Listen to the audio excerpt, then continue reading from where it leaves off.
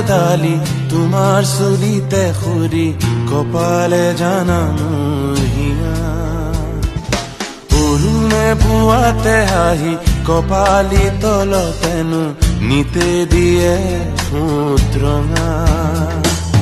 গধূলি হবলে দিয়া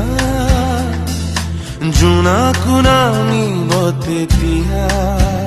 মৰমত তাতে মোক ডুবিব দিয়া